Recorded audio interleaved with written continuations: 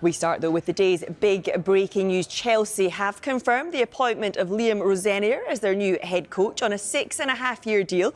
Rosenior arrives from Strasbourg on a contract that runs until 2032. So let's get more. We can go live to the Chelsea training ground, speak to our reporter Gail Davis. Now, Gail, very good afternoon to you. So Rosenior told Strasbourg this morning that he'd agreed to move to Chelsea. It was then announced by the club shortly after that. Just bring us up to speed. What has Rosenior had to say?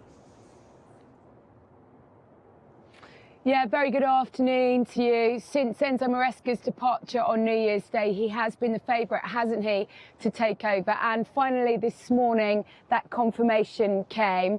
Rosenior did a press conference in Strasbourg, talking about how excited he was about the prospect of this job.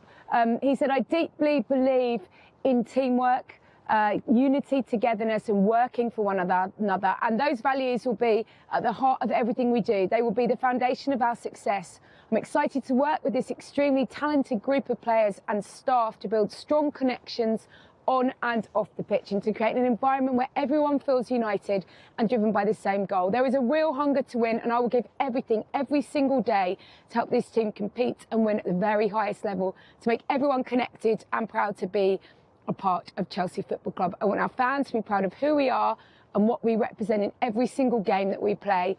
They are the soul of this enormous, historic and huge football club. I cannot wait to meet you. I cannot wait to get started." So that was in Strasbourg this morning, having been at Chelsea yesterday, having talked and having actually spoken to the interim manager, Callum McFarlane, late last night. He is expected here today at some point this afternoon to meet the players. They're out training back after yesterday off, having played Manchester City, and it's expected that he'll be in the stands tomorrow night when Chelsea take on Fulham at Craven Cottage.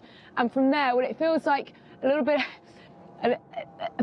of sort of see what happens in terms of Callum McFarlane and how he hands over and when he hands over. But Rosenior will be in charge for the cup game against Charlton at the weekend. And Gail, it is Callum McFarlane that will be in charge for that game against Fulham. Has he had anything to say about Rosenior's appointment? Yeah, strange one for him, isn't it? He had that unbelievable day on Sunday, an unbelievable few days since Maresca left, called up from the under-21s, prepared to take the side against Manchester City away, against Pep, had everything that went with it, including a very, very good performance and a 1-1 draw. So he was back today. He is taking charge of the team against Fulham tomorrow night. And as I briefly mentioned, he has had the chance to speak to Rosenior, and this is what he had to say. You had a chance to talk to him. Did you meet him briefly yesterday? How does it look tomorrow night in terms of who's going to be where doing what? I spoke to Liam briefly last night. He's obviously really excited about taking the role. Just a brief conversation. So my understanding is he's going to be at Cobham later on today at some point. So I'm sure I'll catch up with him more on that. And the second part of your question, yeah, I've been told I'm leading the game tomorrow. So to try and do as best a job as we can, as we have done, and yeah, give him the 3 points to move on and build from. Obviously, having taken a point at Man City against Pep, did you give him any advice on the phone when you spoke to him last night? No. When you have that conversation, what are the words in terms of what he's coming into? Would you say to him? Will you say to him this afternoon? Yeah, the conversation was really brief. Probably keep most of that private if we can. I wouldn't be giving him any advice. Liam's an accomplished coach. He's had a really good start to his career.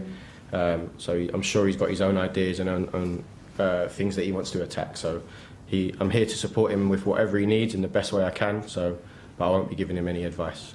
Your paths ever crossed before?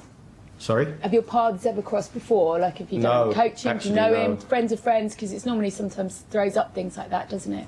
Yeah, obviously I was at Southampton when he was at Hull, and so other than watching our first team against their first team, which he done really well in those games and they played some really good football, that's the only interaction I've had. I'm sure all young English coaches from an academy background will be in some way, regardless of who you support, rooting for Liam. it is really inspirational for young academy English coaches to see that someone get that job of that profile, and we all hope he does really well. Yeah, I sat down with him actually one-to-one afterwards, and you'll hear that throughout the afternoon. And I asked him about this idea that Rosenior arrives without a track record in the Premier League, without a track record at the highest level. And he spoke about his experience of coming into a squad where there are World Cup winners and huge names, and actually how humbling it was to see the reaction of the players, how they just got on with it, how they bought into what he was trying to do, and how that narrative might not play out. Also really interesting to speak to him about the structure, about how Strasbourg and Chelsea are so aligned in what is expected of a head coach. And he says he thinks that it will make a seamless transition. So it'll be interesting to see what happens over the next few days. Callum McFarlane will be getting ready to prepare the under-21s for a game against Crystal Palace on Thursday night, whereas Liam Rosenior will be getting charge of getting ready to play out his first Chelsea game, and that will be against Charlton in the FA Cup. Gail, for now, thank you very much. Well, let's get more on this. Our chief correspondent, Kavi Solokol, alongside me now. Kavi, let's start by talking about the contract, because Dave Sexton was the last person to manage Chelsea's men's side for 6 consecutive years between 1967 and 74. Why have they given Liam Rosenior such a long contract? And we will talk about the name as well, because you're not having it. First of all, good knowledge there to bring up Dave Sexton. He was a fantastic manager back in the 60s and 70s. But the reason he's got a 6-year contract is because Chelsea want to have stability going forward. Now, Enzo Maresca had a 5-year contract plus an option of another year. Now, the bottom line is all these contracts have break clauses in them. So I know from the outside looking in, it's easy to criticise Chelsea and say they're absolutely crazy giving him a 6-year contract, because if they sack him, then it's going to cost them a fortune. It's not going to cost them a fortune, because these kind of contracts have break clauses in them. The important thing is to have stability going forward. That's why he's got such a long-term contract. But I'm sure if things don't work out, there are ways that both sides can extricate themselves from that situation. Talking about Enzo Maresca's contract, the reason you want to give managers a long-term contract, and players as well, because you don't want to have the situation where they're constantly coming to you, asking for a new contract, asking for a pay rise as soon as they have some success. And there have been suggestions that after Enzo Maresca won the Club World Cup in the summer, he was very, very keen to get a new Chelsea contract. And Chelsea's position was, you've got 5 years left on your contract already. We're not giving you a new deal.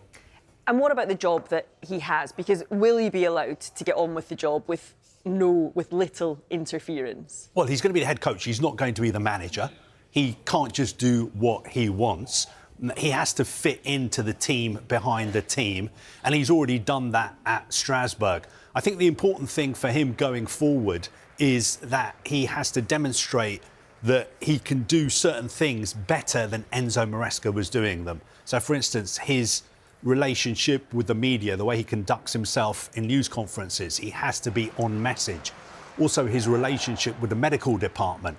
We know there was a lot of friction between Enzo Maresca and the medical department, because the medical department were telling him which players could play, which players couldn't play, and Enzo Maresca wasn't always happy with the advice he was getting there. Also, of course, he's got to win the fans over. Enzo Maresca, I think, in the end, quite a lot of Chelsea fans liked him, but his relationship with the fans wasn't always perfect. I think it's a risky appointment, but knowing Chelsea fans as I do, they will get behind him and give him a chance to prove that he is good enough for this opportunity that he's been given. OK, Kavi, for now, thank you. Next time I speak to you, I do want you to get confirmation of this Rosenior. Have we been saying it wrong the whole time? What I'm saying is that when I was growing up, his father, Liam's father, Leroy, was one of my heroes. Fantastic striker, played for QPR, played for West Ham, and I always called him Leroy Rosenior. Yeah. But were we getting it wrong the whole time? That's the question I have for you. Next time you're on set, I want the answer. We'll get to the bottom of that. OK, brilliant stuff. Thank you.